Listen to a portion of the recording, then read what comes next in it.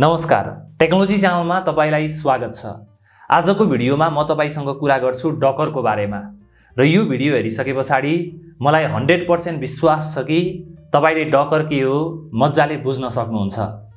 र डकर भनेको के हो यो जान्न भन्दा अगाडि तपाईले जान्न जरुरी छ कि डकरले कुन चाहिँ समस्याको समाधान गर्छ।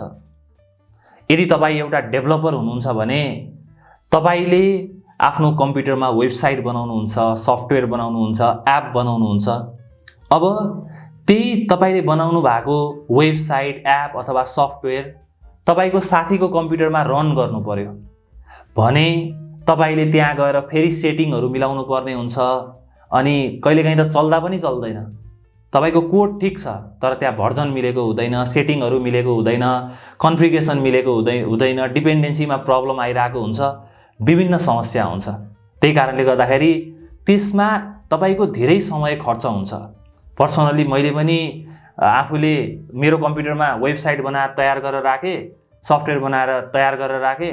जब त्यसलाई होस्ट गर्नु पर्ने बेला आउँछ अनलाइनमा अनि त्यति बेला 12 बज्छ। त्यति बेला कहिले यो मिलेन भन्छ, कहिले उ मिलेन भन्छ अनि धेरै समस्या हुन्छ। अनि सफ्टवेयर डेभलपरले कम्पनीमा सफ्टवेयर बनाउँछ, टेस्टरले टेस्ट गर्छ। टेस्ट गर्ने बेलामा टेस्टरकोमा पनि प्रब्लम आइरहेको हुन्छ। त्यो चल्दै चलेको हुँदैन, कहिले के भर्जन मिस्टेक हुन्छ, कहिले के इस्यु हुन्छ, धेरै समस्या हुन्छ। अनि जब प्रोजेक्ट झनै ठुलो हुन्छ त्यति बेला त झनै ठुलो समस्या हुन्छ। यसको सोलुसनको लागि के गर्ने त?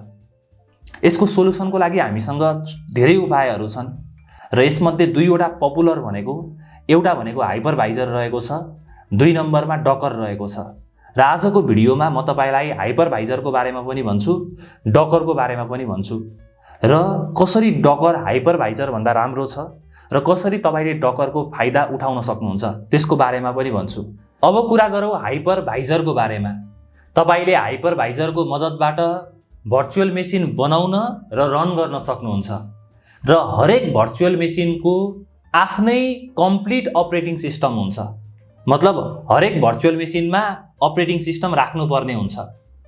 तपाईले एउटा अपरेटिङ सिस्टम प्रयोग गरेर राख्नु भएको छ, त्यसको माथि अरु अपरेटिङ सिस्टमहरु पनि राख्न मिल्छ नि। जस्तो कि तपाईले विन्डोज प्रयोग गर्दै हुनुहुन्छ भने तपाईले भर्चुअल बक्स भन्ने सफ्टवेयरलाई इन्स्टल गरेर तपाईले त्यहाँ लिनक्स राख्न सक्नुहुन्छ अथवा अरु अपरेटिङ सिस्टम राख्न सक्नुहुन्छ।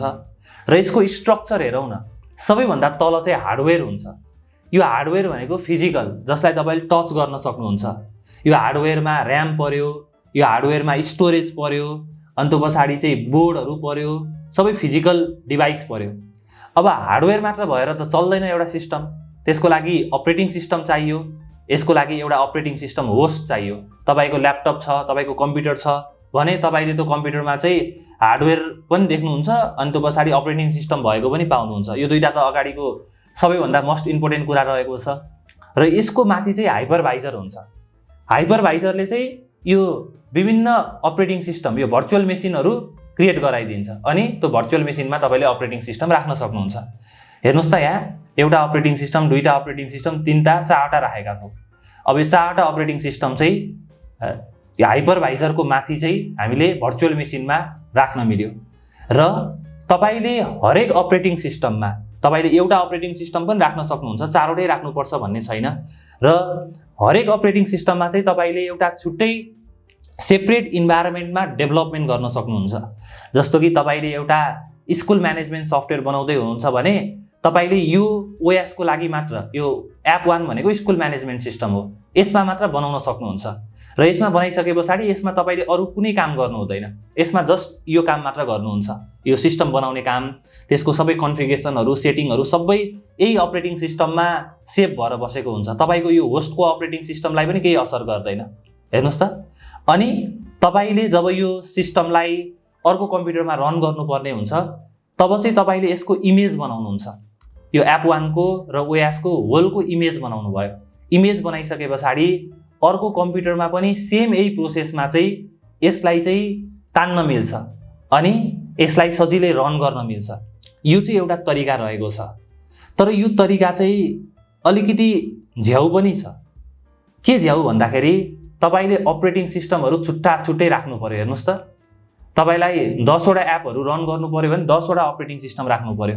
तपाईको र्याम एकदमै धेरै खान्छ, तपाईको स्टोरेज धेरै खान्छ। अनि अब पाइरेटेड अपरेटिङ सिस्टम जसले प्रयोग गरेको छ यस्तो वेबसाइट होस्टिङमा प्रयोग गर्यो भने समस्या आयो भने झन् समस्या पर्छ। त्यही कारणले गर्दाखेरि लाइसेन्स अपरेटिङ सिस्टम पनि किन्नु पर्यो भने त्यति बेला यसको कस्ट झनै महँगो पर्न जान्छ। अब हामी डकरमा जाउँ। डकरले यो प्रब्लमलाई कसरी सल्भ गर्छ? अब डकरको चाहिँ कन्टेनर हुन्छ। कन्टेनर भनेको एउटा यस्तो कुरा हो, त्यो भित्र त्यो एपलाई चाहिने कुरा जति सबै त्यहाँ बसेको हुन्छ। अनि त्यो कन्टेनरलाई तपाईले रन गर्न सक्नुहुन्छ, सेयर गर्न सक्नुहुन्छ, सबै काम गर्न सक्नुहुन्छ। त्यो चाहिँ फाइदा रहेको छ। डकरमा कस्तो हुन्छ? डकरमा सबैभन्दा पहिला तल चाहिँ हार्डवेयर हुन्छ। अनि हार्डवेयर सँगसँगै अब तपाईको अपरेटिङ सिस्टम त हुने भइ नै हाल्यो। त्यसको माथि चाहिँ डकर अथवा डकर इन्जिन हुन्छ। यो डकरको इन्जिन चाहिँ यहाँ बसेको हुन्छ। त्यही भएर तपाईले चाहिँ सबैभन्दा पहिला चाहिँ डकरलाई इन्स्टल गर्नुपर्ने हुन्छ। अनि डकरलाई इन्स्टल गरिसके पछाडि तपाईले चाहिँ on top of that Docker engine यहाँ विभिन्न एप्लिकेसनहरू बनाउन सक्नुहुन्छ। र एउटा एप्लिकेसनले अर्को एप्लिकेसनलाई केही पनि असर गर्दैन। यो एप्लिकेसनले तपाईको होस्ट अपरेटिङ सिस्टमलाई पनि केही पनि असर गर्दैन। यो एप्लिकेसनहरू सबै इन्डिपेन्डेन्ट एप्लिकेसन हुन्छ। तपाईले एउटा पनि बनाउन सक्नुहुन्छ, धेरै पनि बनाउन सक्नुहुन्छ। र यो बनाइसके पछाडि तपाईले के गर्नुहुन्छ त भन्दाखेरि यसको इमेज बनाउनुहुन्छ। यो एप 1 को इमेज बनाउनु भयो तपाईले। एप 1 को इमेज बनाइसके पछाडि चाहिँ तपाईले त्यो इमेजलाई चाहिँ रजिस्ट्रीमा लगेर राख्न मिल्छ। जस्तो कि डकर हबमा पुश गरिदिन मिल्छ। यो एप 1 को इमेजलाई पुश गरिदिनु भयो। पुश गरिसके पछाडि चाहिँ अरु कसैको कम्प्युटरमा डकर इन्स्टल छ भने उनीहरूले चाहिँ त्यसलाई पुल गर्न सक्छन्।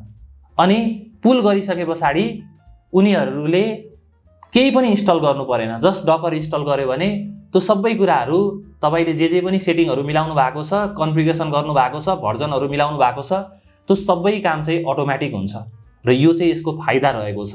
र डकर चाहिँ हाइपरभाइजर भन्दा फास्ट छ, हाइपरभाइजर भन्दा थोरै स्पेस ओगट्छ, अनि हाइपरभाइजर भन्दा काम गर्न पनि सजिलो हुन्छ।